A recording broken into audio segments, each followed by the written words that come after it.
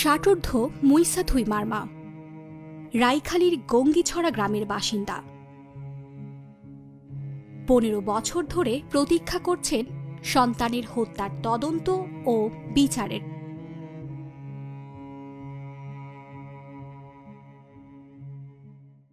Yesu tại phải bồi khá, phải kéo bò làm thì tôi lại đi, sao mi long mà, thì khá mà bung bò phải suy bia cái gì, bung kéo bò, đã tao nước khai làm này là। 20 মে 2012 রাঙামাটিতে পাহাড়ি ছাত্র পরিষদ পিসিপির সম্মেলন শেষে বাড়ি ফিরছিলেন দলটির কর্মী সমর্থকরা।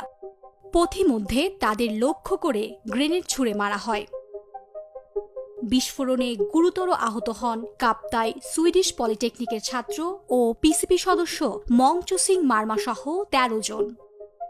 হাসপাতালে চিকিৎসাধীন অবস্থায় 2 দিন পর মারা যান মংচো সিং। এই হামলার জন্য দায়ী করা হয় ইউপিডিএফকে। 1998 থেকে 2024 পর্যন্ত ইউপিডিএফের হামলায় পিসিপি ও জেএসএস এর অন্তত 96 জন নেতা কর্মী সমর্থক নিহত হয়েছেন। জেএসএস এর নিজস্ব ডকুমেন্টেশনের ভিত্তিতে তৈরি করা একটি তালিকায় এই সংখ্যাটি পাওয়া যায়। যদিও জেএসএস এর দাবি নিহতের প্রকৃত সংখ্যা আরও বেশি, 3 শতাধিক। আমার স্বামী ইউপিডিএফের একজন সদস্য ছিল। সংগঠন কাজে জোড়াছড়ি ওখানে ছিল, যে আমার স্বামীকে গুলি করে হত্যা করছে। তখন আমার ছেলেটা 3 বছর, আমার মেয়েটা হচ্ছে 2 বছরের কাছাকাছি। মামলা হয়েছে কিন্তু কার্যক্রম এখনো হয় নাই, কাউকে অ্যারেস্ট করা হয় নাই। প্রশাসন কিভাবে দেখে, কিভাবে ইয়া নিচ্ছে আমি তো জানি না। আমার মতন যাহাতে স্বামী হারা, আমার ছেলে পিতৃ হারা, বাপ হারা যাহাতে কিও না হয়। খাগড়াছড়ি সদরের বাসিন্দা জবনিকা চাকমার অভিযোগ, 2011 সালের নভেম্বরে তার স্বামী ইউপিডিএফ সদস্য রিগান চাকমাকে হত্যা করে জেএসএস। ইউপিডিএফ এর নিজস্ব ডকুমেন্টেশন থেকে তৈরি করা একটি তালিকা অনুযায়ী 1998 থেকে 2026 সাল পর্যন্ত অন্তত 287 জন ইউপিডিএফ সদস্য জেএসএস এর হামলায় নিহত হয়েছেন। মংচো সিং মার্মা ও রিগান চাকমা, 2 তালিকার 2টি নাম জেএসএস বনাম ইউপিডিএফ এর সশস্ত্র সংঘাতে নিহত। নেত্র নিউজ স্বাধীনভাবে জেএসএস ও ইউপিডিএফ এর কাছ থেকে পাওয়া তালিকাগুলো যাচাই করে দেখেনি, তবে আমাদের অনুসন্ধান বলছে এই 2 সংগঠনের চলমান সংঘাতে বিপর্যস্ত পার্বত্য চট্টগ্রামের জনজীবন। এই 2 দল বিভেদের কারণে আসলে আমাদের যে পার্বত্য অঞ্চল আছে ওইখানে অনেক ক্ষতি হচ্ছে। যেহেতু আমরা সবাই আদিবাসী, 2 দলও আদিবাসী, ওরা বলা যায় আমরা ভাই ভাই। এভাবে যদি লড়াই চলতে থাকে আমরা বিলীন হয়ে যাব। 2টি দলের দ্বন্দ্বের মধ্যে তো মানুষের হয়রানি তো হচ্ছে। যাদের বোধ আছে আর জাল মাসের যে প্রজেক্ট ক্ষেত থেকে, আবার এমনও আছে যে যাদের ঘরবাড়ি একটু বিল্ডিং বা যারা একটু আয়ের একটু মানে অর্থনৈতিকভাবে একটু ওদেরকেও আবার মানে চাঁদার পরিমাণটা আরও বেশি দিতে হয়। আঞ্চলিক দলগুলোর মধ্যকার যে সংঘাত, এই সংঘাতের ফলে এখানকার জনজীবন তো অবশ্যই ক্ষতিগ্রস্ত হচ্ছে। আর জনগণের মধ্যেও দ্বিধা বিভক্তি, মানসিকভাবে আমরা ক্ষতিগ্রস্ত হচ্ছি। যারা হচ্ছে একটু পার্টির সাথে জড়িত থাকে অথবা সরাসরি জড়িত থাকে, তারাও অনেক ক্ষেত্রে দেখা যায় তারা সমাজে নিজেদের প্রভাব বিস্তার করার চেষ্টা করে বা হচ্ছে ক্ষমতার অপব্যবহার করে। 15 ফেব্রুয়ারি 1972 বাংলাদেশের 3 পার্বত্য জেলার স্বায়ত্তশাসন, যুম্ম জনগণের সক্রিয় জাতিসত্তার স্বীকৃতি ও পার্বত্য চট্টগ্রামে সাময়িকীকরণ বন্ধের দাবিতে গঠিত হয় পার্বত্য চট্টগ্রাম জনসংহতি সমিতি জেএসএস। 7 জানুয়ারি 1973 গঠিত হয় জেএসএস এর সশস্ত্র শাখা শান্তি বাহিনী।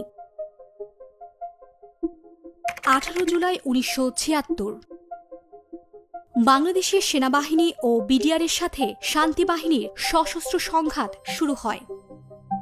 পরবর্তী 21 বছর ধরে চলমান এই সংঘাতে ঘটে ব্যাপক প্রাণহানি ও বাস্তুচ্যুতি, সৃষ্টি হয় শরণার্থী সংকট।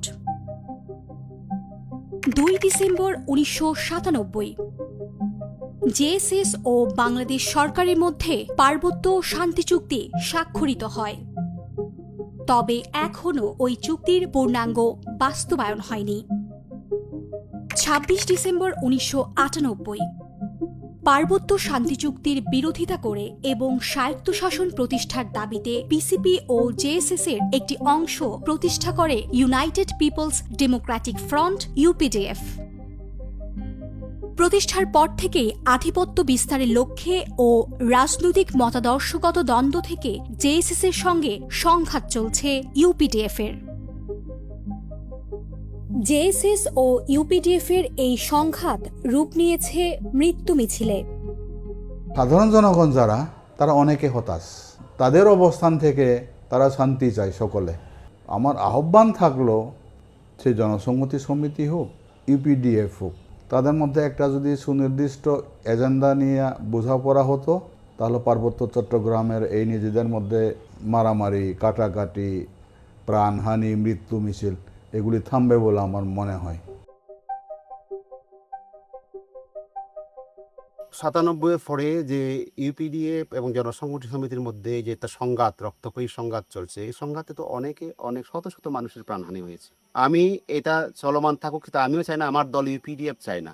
পরস্পরের মধ্যে শত শত মানুষ যে আমরা মারা যাচ্ছি এই যে একটা সংঘাতের মধ্যে, এটা বন্ধ করার একমাত্র উপায় হলো জেএসএস ইউপিডিএফ এর সমঝোতার।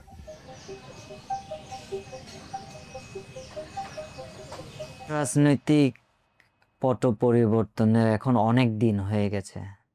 যদি সমঝোতা